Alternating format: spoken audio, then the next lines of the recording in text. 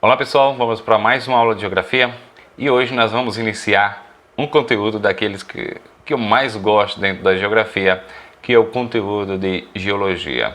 É um dos que eu mais gosto porque acaba unindo as matérias que eu fui mais apegado no ensino médio. Tanto que quando eu estava decidindo fazer alguma faculdade, eu sabia de uma coisa, eu queria ser professor, mas eu não sabia direito qual disciplina queria, porque eu era muito apegado à biologia, à geografia e à química. Lembro que cheguei no segundo ano e fiquei naquela grande dúvida da qual das três eu poderia fazer. E nesse conteúdo que nós vamos iniciar hoje, que é Geologia, pega todas. A gente vai falar bem de química, a gente vai falar bem de biologia, de geografia e, de quebra, a gente ainda vai falar de física. Vou tentar unir todo esse conteúdo de uma maneira chamada interdisciplinar. Vou tentar navegar um pouco mais entre as disciplinas para ver se fica com um conteúdo mais fixo na nossa mente. Mas antes disso, quero mostrar esse slide para vocês. Se você quer chegar onde a maioria não chega, terá que fazer o que a maioria não faz. Então, enquanto que a maioria está aí sem estudar, enquanto que a maioria não está querendo nada com a Voz do Brasil, nós devemos fazer aquilo que eles não fazem. O que eu devo evitar na hora de estudar? Por exemplo, fazer várias coisas ao mesmo tempo. Não é possível você estudar e estar com o celular ligado, ou se estiver utilizando o celular, ficar com as notificações do WhatsApp e toda hora sair do vídeo para ir visualizar isso. Eu sei que muitos de vocês, inclusive eu fazia muito isso, mas depois eu acabei percebendo que não estuda bem. Por exemplo, a televisão está ligada, está acontecendo muito barulho, está ouvindo música enquanto estuda, então muitas coisas podem atrapalhar. É certo que tem música que pode auxiliar na hora do estudo, é mais utilizada aquela música clássica. Eu posso falar isso em algum outro momento, mas a interferência da música na hora de estudo. Mas o normal é que a gente evite barulhos, evite interferências externas.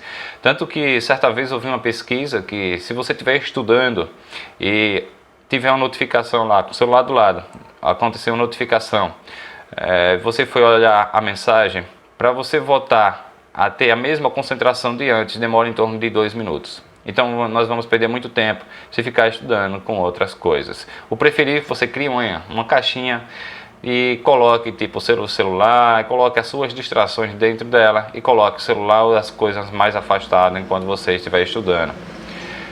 O sono é importantíssimo, que a gente durma bem para conseguir captar as informações e até o próprio cérebro processar as informações do dia anterior. O cansaço prejudica, então não deixe para estudar, fica adiando e quando vai estudar está cansado e acaba nem estudando e nem perfeitamente.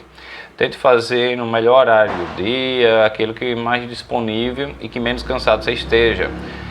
É uma coisa que eu sempre recomendo: o lugar de dormir não é lugar para estudar, porque a cama acaba nos chamando. Quem nunca foi estudar deitado na cama e começa as letras a dançarem?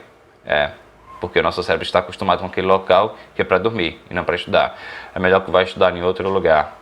Falta de concentração, então a gente precisa se concentrar o máximo possível.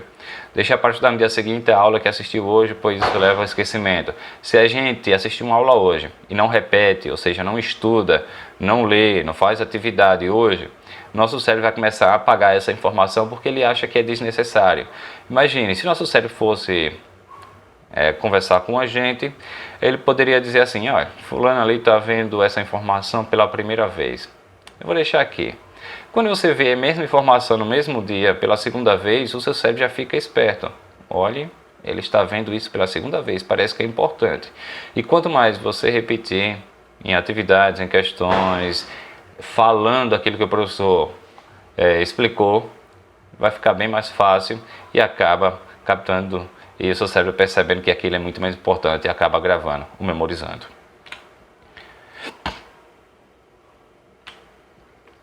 Vamos agora então entrar no nosso assunto, geologia. Geologia, como muitos acabam confundindo com geografia. Geografia é descrição da Terra e vai ter a relação do homem com o espaço, os meios que a gente possa chamar, os territórios, as regiões, os lugares. Então, geografia é a relação do homem com o meio ambiente ou com os meios. Geologia termina com logia.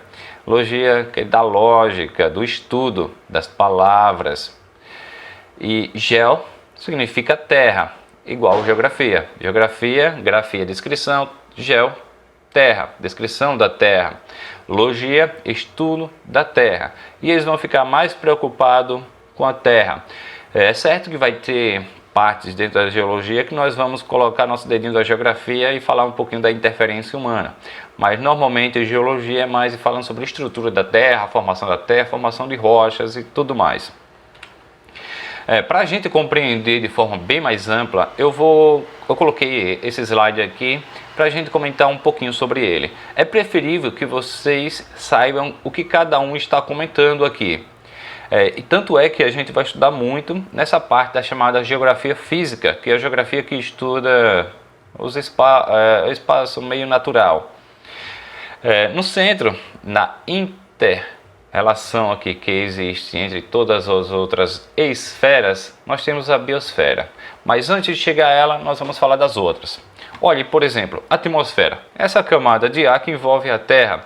A partir dela é que existe a possibilidade de termos vida.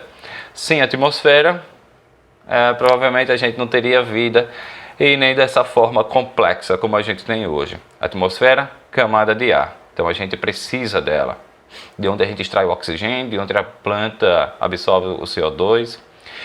Hidrosfera. Lembrando, quando fala-se esfera, quer dizer camada ou uma esfera mesmo. Como se fosse um círculo, algo está em volta daquilo. Então, hidrosfera. Hidro é água. Então, esfera ou parte da água que temos no nosso planeta. Sem água não tinha essa possibilidade de existir vida, já que a água é essencial para o próprio metabolismo dos seres vivos. É onde vai acontecer o transporte de sais, transporte de vitaminas e tantas coisas a mais. Crosta terrestre é a última camada da Terra. Essa que nós estamos aqui, que nós chamamos de superfície ou de relevo, que é essas ondulações que nós temos no nosso planeta. Nós chamamos de relevo ou então crosta terrestre. Tem um nome científico mais apropriado para se falar sobre essa crosta, é a gente chamar de litosfera. Lito quer dizer pedra, esfera, uma esfera ou uma camada de pedra, que é onde nós estamos com uma finíssima camada de areia. E essa relação ou inter-relação da atmosfera, que influencia tanto a crosta, que influencia a hidrosfera influencia a atmosfera, que influencia a crosta, está tudo em relação, existe a possibilidade de termos vida em nosso planeta. Então a esfera da vida, da biosfera. Então essa aqui é a parte inicial que nós vamos comentar. Durante as aulas da chamada geografia física, nós vamos nos aprofundar cada vez mais em cada um desses temas. Nós teremos uma parte de falar especificamente sobre a hidrosfera, outras partes nós iremos falar sobre a atmosfera, ou aqui nós vamos falar da litosfera, ou crosta terrestre. Portanto, essas são as definições que nós temos para cada uma delas. É um resumo do que eu acabei de falar. E para a gente chegar até onde estamos nessa compreensão da geologia, como foi que aconteceu a formação da Terra, é preciso que a gente vá um pouco antes ainda, que é a própria formação do universo, ou a formação do cosmos. É certo que quando a gente vai estudar isso, as pessoas gostam de apresentar dois pontos de vista, que é um do criacionismo e o outro do evolucionismo, ou do acaso. Para início de conversa, nós precisamos saber que a origem do universo é um dos maiores mistérios da ciência, um dos maiores mistérios da religião, é um dos maiores mistérios do ser vivo. Por isso que em todas as épocas existem várias explicações e até hoje mudando e aperfeiçoando o que já sabe sobre a formação da Terra, a formação do universo, e vai melhorando, ou então surge uma nova teoria e vai mostrando que não é daquele ponto de vista anterior e sim desse outro, pelas evidências, pelas comprovações, pelas pesquisas, ou então pela base religiosa, como nós temos aqui. Primeiro que nós vamos falar sobre a origem do universo. Primeiro é o criacionismo. Criacionismo vem de criação. Então, criação do cosmos a partir de um ser divino, portanto, Deus. É certo que nós conhecemos a parte da criação do cosmos, do universo, dentro da nossa religião cristã. Não só os cristãos adotam esse ponto de vista do criacionismo, tal como tem lá em Gênesis, como também os judeus e também os muçulmanos. Todas essas três religiões, elas vão falar de um único Deus que originou tudo. Do nada, Deus fez tudo. E seria isso, a mão ou dedo de Deus. Seria o criacionismo. Nós temos uma outra teoria, que a mais famosa de todas é a teoria do Big Bang. Mas para se chegar à teoria do Big Bang, nós tivemos algumas etapas a ser percorrido. Logo no início do século passado, houve algumas descobertas que o universo estava se expandindo, as galáxias estão se afastando umas das outras. Tanto é que surgiu esse cara, que é Hubble, que em 1923 a 1929, ele é um astrônomo, ele identificou até a velocidade de afastamento das galáxias.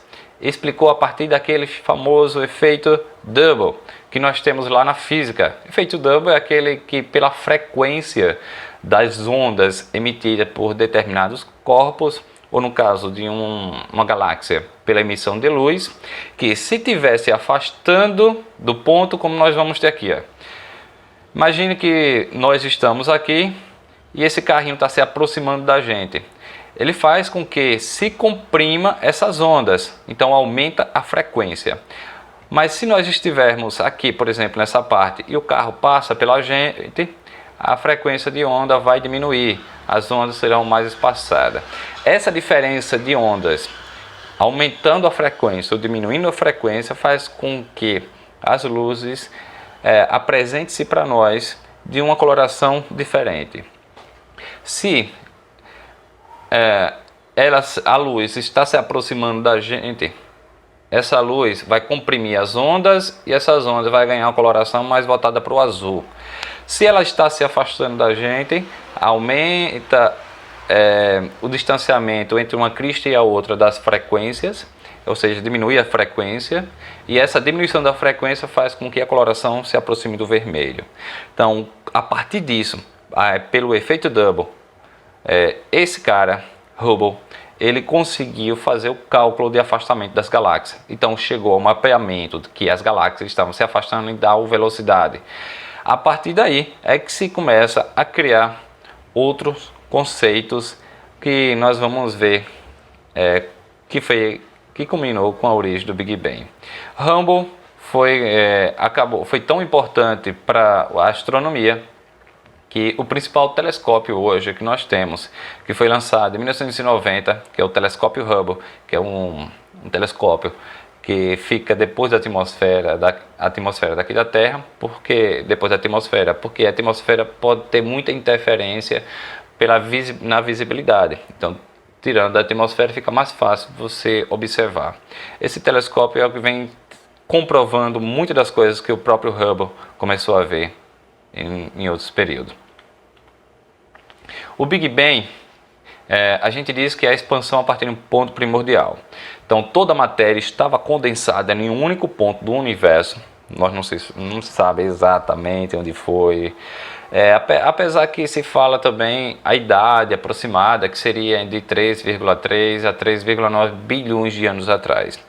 Pelas pesquisas de Hubble e outras pesquisas posterior a ele, chegou à conclusão que, se elas estavam se afastando e pelo mapeamento das galáxias, é sinal que um dia elas estiveram juntas.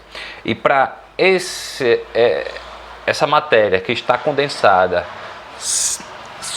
precisa de uma grande quantidade de energia, ou seja, ela exploda. Daí vem o nome Big Bang, que é a grande explosão. Então as galáxias, tudo condensado, toda a matéria explode e começa a se afastar. Essa é a famosa teoria do Big Bang. Uma teoria que o acaso criou, não foi um criacionismo. Nessa teoria, pelo menos, é isso. Não foi Deus, foi o próprio acaso que criou tudo isso que a gente conhece hoje. No entanto, não ficou na teoria do Big Bang. Mais tarde começou a ter outras teorias, como por exemplo essa teoria do universo estacionário. A teoria do universo estacionário que diz que há uma reposição da matéria. Então o universo não está se expandindo, ou o universo não está se contraindo. Existe uma reposição. A matéria vai se transformando, mas na mesma quantidade. Ou seja, tudo existe desde sempre, dessa mesma forma que a gente vê hoje. Então é uma forma mais crítica de falar que o Big Bang não é tão legal para a gente compreender do que é essa. Essa aqui seria uma contraposição ao Big Bang. Só que é uma teoria muito fraca e não foi tão aceita pela comunidade científica. Outra teoria é a teoria do universo pulsante, expansão e retração. Então existem alguns períodos que sim, existia um Big Bang, explodiu, as galáxias se afastaram, mas poderá chegar um momento que o universo não está se expandindo. Ele vai se contrair novamente e voltar para o ponto inicial, para depois ocorrer outro Big Bang e acontecer isso. Portanto, pulsante, porque ele explode e depois ele se contrai. É essa teoria. Porém, a mais aceita de todas é a que a gente conhece desde a infância, teoria do Big Bang. Apesar que é um relato do que provavelmente tem acontecido. Existem algumas evidências, buracos negros, afastamento de galáxias, mas é muito difícil de comprovar se de fato foi assim. Mas pelo menos para nós que estamos estudando, queremos nos preparar para a prova, imagine que foi dessa maneira que o Big Bang se expressa. Depois do Big Bang, a outra coisa mais importante que nós vamos ter aqui para a geologia é a formação da Terra. Dentro da formação da Terra existem algumas teorias, desde religiosas, ou seja, criacionistas, desde evolutivas, o do acaso, que é a teoria, temos várias teorias, só que uma mais aceita é a chamada teoria da acreção. Teoria da acreção é a teoria do acréscimo. Então nós temos um local onde existe uma gravidade muito forte e começa a se agregar matéria cósmica, vinda de outros astros, meteoros, asteroides, e começa a se chocar. Como nós podemos observar a partir dessa imagem? Então nós temos aqui nessa parte inicial poeira cósmicas, poeira estelar, que começa a se condensar formando um protoplaneta, um planeta primitivo, algo que se assemelha a um planeta. Esse planeta começa a se resfriar até chegar ao estágio que nós temos hoje. Uma das teorias que tenta comprovar não só a formação da Terra, como também a formação da Lua, é que já existia um certo planeta, um protoplaneta, como eu falei, um planeta primitivo, a partir da agregação de matérias, dessa acumulação de matéria, e veio um asteroide grande e se chocou com a Terra, e esse asteroide deixou uma parte já agregada com a Terra e outra parte se desprendeu, formando a Lua.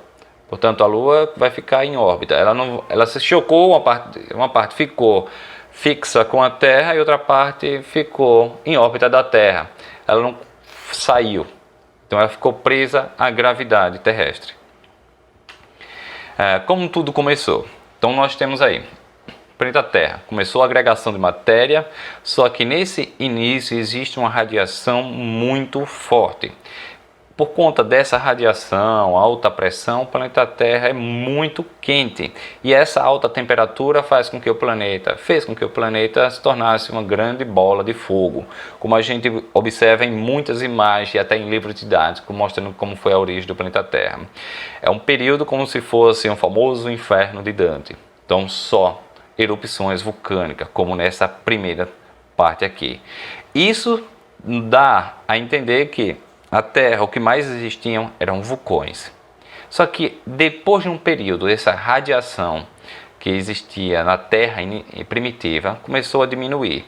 E essa diminuição fez com que a Terra começasse a se resfriar. Esse resfriamento da Terra começa a liberar muitos gases, começa a ter muitas chuvas, muitas tempestades, como a gente já observa nessa outra imagem. Muitos asteroides ainda continuam caindo na Terra. E esse resfriamento começa a formar algumas placas na Terra. Essas placas que mais tarde será a crosta terrestre. Mas de início, a Terra é uma bola de fogo por conta da radiação. Essa radiação começa a diminuir, a Terra começa a se resfriar e começa a criar uma fina camada. Eu costumo falar para as turmas que imagine como se fosse um leite. Você coloca o leite para ferver e ele está lá borbulhando. Quando ele começa a se resfriar, o que é que sobra por cima? A nata. Então a Terra seria algo semelhante a isso. Está borbulhando do magma. Lava para todo lado. Esse magma começa a se resfriar, ou essa lava, em contato com os gases, faz com que ele fique menos denso, porque os gases começam a penetrar nessas rochas. Menos denso, assim como a nata, que é menos denso, não afunda. Essa plaquinha inicial da Terra, que começou a se resfriar, começa a flutuar sobre o magma. Portanto, a Terra começa a se formar placas. Como nós temos nessa imagem aqui, ó. Essas seriam as placas que começou a ser formado com o resfriamento da Terra, até chegar ao estágio atual. Nisso aqui eu posso entrar dentro da biologia, porque a biologia estuda justamente esse período de resfriamento da Terra, de uma atmosfera primitiva. Existe uma teoria, que é a teoria que vem comprovando a origem da vida, que é uma das teorias que é de Oparin, é a atmosfera primitiva. Segundo Oparin, a atmosfera primitiva da Terra há cerca de 3,8 bilhões de anos, sendo que a Terra tem em torno de 4,5 bilhões de anos. Então demorou um pouquinho, aí cerca de 700 milhões de anos para chegar até esse estágio de possibilitar o início da vida. Então o Oparin começa a dizer, nessa atmosfera primitiva nós tínhamos hidrogênio, nós tínhamos o metano, que é o CH4, nós temos a amônia, que é o NH3, e nós temos o nitrogênio. Então está lá na atmosfera, nós não tínhamos o oxigênio ainda. Então todos esses elementos, sendo que, como eu falei agora há pouco, com o resfriamento da Terra começa a ter chuvas, muitas tempestades, descargas elétricas. Essa descarga elétrica, junto com essa matéria, começa a formar aminoácidos ou cadeias de peptídeos, mais conhecidos como proteínas.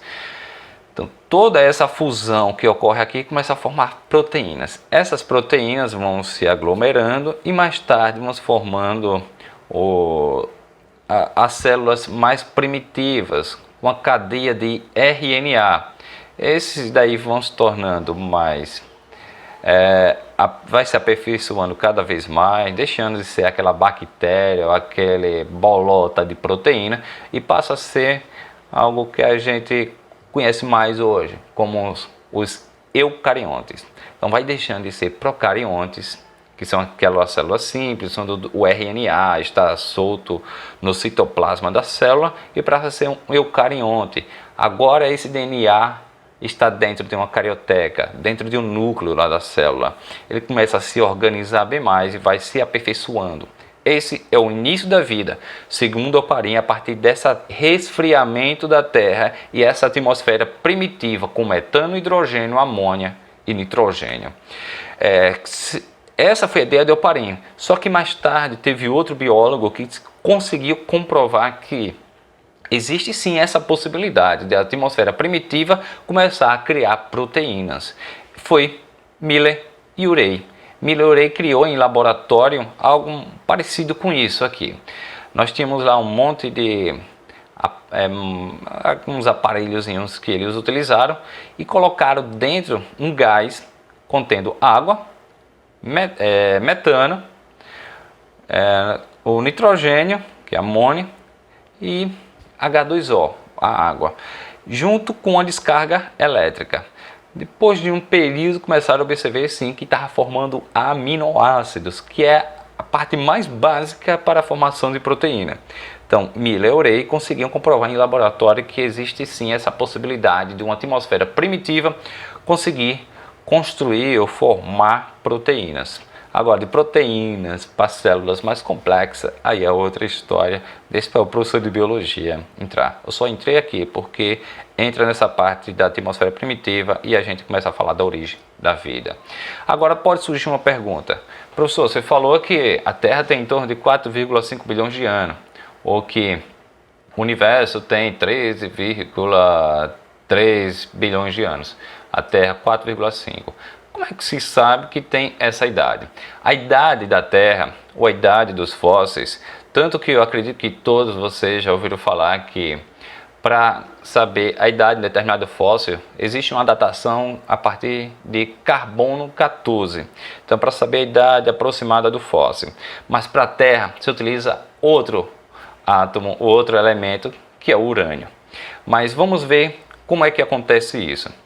Para se saber a idade mais aproximada, não é exata, por isso que em livros didáticos acaba tendo uma diferença de milhões de anos de um estudo para outro. Aí vem outro estudo e diz, a idade anterior estava errada, a idade certa é essa. Existe um número aproximado de mais ou menos quantos anos existe a Terra, o universo. Eu falei que é a partir do urânio, mas como acontece isso? Isso é possível saber a datação aproximada de determinados da crosta, por exemplo, a partir de um negócio chamado de tempo de meia-vida a partir do decaimento radioativo. Deu uma fusão na cabeça agora, uma doideira, né? Mas vamos entender o que é isso. Radiação é liberação de partículas. Então nós temos um átomo, nós temos aqui o núcleo desse átomo, e esse átomo está liberando partículas. Ele vai continuar liberando partículas, e quanto mais ele liberar partículas, ele vai diminuindo de tamanho. Ele passa a se formar um outro elemento químico com uma outra quantidade de prótons e outra quantidade de partículas.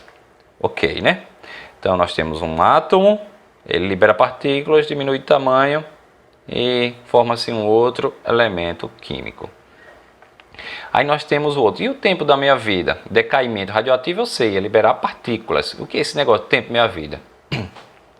Tempo de meia-vida é o período que se leva para um elemento químico chegar à metade. Ou seja, se você pegar um bloco de rocha e você imagina, um bloco de rocha novo tem que ter X quantidade desse elemento químico. À medida que os anos vão passando e esse elemento vai liberando as partículas, vai diminuir a quantidade desse elemento. Então, meia-vida foi o tempo que levou para a quantidade de determinado elemento dentro de uma matéria chegar pela metade, pela meia-vida. Por exemplo, nós temos aqui um elemento qualquer. Aí o tempo de meia-vida é medido em segundos. Então, de 0 a 12 segundos, nós temos lá 100%. Aquela determinada matéria tem 100% daqueles elementos. Depois de 12 segundos, tem 50% só do elemento, porque ele liberou partículas e transformou-se em outro elemento. 12 segundos depois, 25%, ou seja, metade, ou meia-vida do outro 50%. 12 segundos depois, metade dos 25%. Do 25 agora que restou. Então, 12,5%. Então, período que se leva para diminuir ou chegar à metade do elemento químico. A partir daí é que vai começar a fazer datações com carbono 14. Então nós temos uma matéria e X anos demora-se para ficar metade do carbono 14. Mais X anos demora para chegar à outra metade. Então, sabendo que você pegou uma matéria e essa matéria só tem 25% do original, então a gente diz, já teve aí 2 períodos de meia-vida. E com urânio acontece a mesma coisa, só que não é em segundos ou em anos. Urânio demora bilhões de anos. O urânio demora em torno de 4,5 bilhões de anos para se ter o seu tempo de meia-vida. Aconteceu o decaimento radioativo, liberar partículas e transformar em outro elemento. Então, as rochas mais antigas que se tem no planeta Terra ela tem 50% de urânio do que era para ela ter. Ou seja, era para ter 100%, mas as rochas mais antigas têm 50%. Então, sabendo que o urânio demora 4,5 bilhões de anos, temos 50%. Então, a rocha mais antiga data que a Terra tem 4,5 bilhões de anos. Agora, imagine, e se tivesse 75%? Se tiver a rocha mais antiga tivesse 75%, então seria menos anos. Ou as rochas mais jovens. A rocha mais jovem está próximo dos 100% da quantidade de urânio que ela deve ter. As mais antigas já tem 50%, porque ele foi gastando. Para se falar em geologia, como demora-se muitos anos, bilhões de anos, no decorrer dessa história, fica muito difícil você falar 4,5 bilhões de anos aconteceu isso, 4 bilhões de anos aconteceu aquilo. A partir das rochas que eram encontradas em determinado lugar e pela datação dela, começou a criar algo que nós chamamos de era geológica. Essas eras, ou essa idade geológica, é dividida em éon, era, período e época. Eu sempre recomendo aos alunos, não fique atento a isso, não tente memorizar isso, não precisa. O máximo que se tem de prova de Enem é você só identificar o animal, aí falar, tal animal, tipo, vamos pegar esse dinossauro, viveu em qual era geológica? Você olhando aqui, era mesozoica, era. É só você identificar isso. Esse dinossauro viveu em qual período geológico? Período já é essa outra parte. Período aqui, Jurássico, ou Triássico, ou Cretáceo. Então é só mais a gente se pegar com essa parte, ficar mais atento a isso. Mas vamos lá dar uma olhada. O éon, nós temos dois. O éon, que é o pré-cambriano, que é esse, apesar de estar outro nome aqui, né? Mas o nome é pré-cambriano, que vai desde o início, 4,6, como eu falei. Às vezes um estudo fala que é 4,5, outro fala que é 4,6, nós não temos a idade exata. Mas as rochas mais antigas foi datado disso, período Adeano. Hades é um inferno, né? Lá na mitologia grega. E esse inferno simboliza que a Terra ainda estava muito quente. Mas ela começa a se resfriar e nós temos os primeiros seres vivos, os eucariontes, seres mais complexos, células complexas agora, com a carioteca, e dentro nós temos o seu DNA. Só que vai aumentando as complexidades da vida a partir que vai passando os períodos geológicos e a Terra vai se resfriando. A vida vai se aperfeiçoando até chegar numa época que nós chamamos de Holoceno. Olha, nós temos aqui o éon fanerozoico que nós estamos. Agora, qual a era que nós estamos? Cenozoica. Lembrando, era geológica se lê de baixo para cima. Então, as mais recentes são essas. As mais antigas é lá embaixo. A idade daqui dá para perceber isso. E o período, a era mais nova é essa, Cenozoica. Período mais novo é Neogênico. E época mais nova é o Holocênico, que é o que nós estamos vivendo. Foi justamente esse período aqui, como Pleistocênico, que começou o ser humano a existir, os hominídeos, até chegar às civilizações humanas do Homo sapiens. Então não se preocupe em memorizar, não tente memorizar isso, é só lembrar dessas outras partes aqui. Por exemplo, se falar do homem, em qual período surgiu o homem? Período Neogênico. Em qual era? Cenozoica. É basicamente isso, as questões vão pedir isso, mas eles vão ter que colocar lá uma tabelinha. Você não precisa memorizar isso aqui. A nossa aula fica por aqui. Sei que foi um pouco extensa, mas eu precisava falar algumas coisas, alguns detalhes, porque para a próxima aula nós vamos utilizar muito do que vocês viram hoje. Tente revisar, tente lembrar daquilo que eu falei e fiquem todos com Deus. Até a próxima aula. Mas nunca esqueça de dar aquela curtida, de compartilhar para incentivar aqui o professor a produzir mais vídeos. Até mais.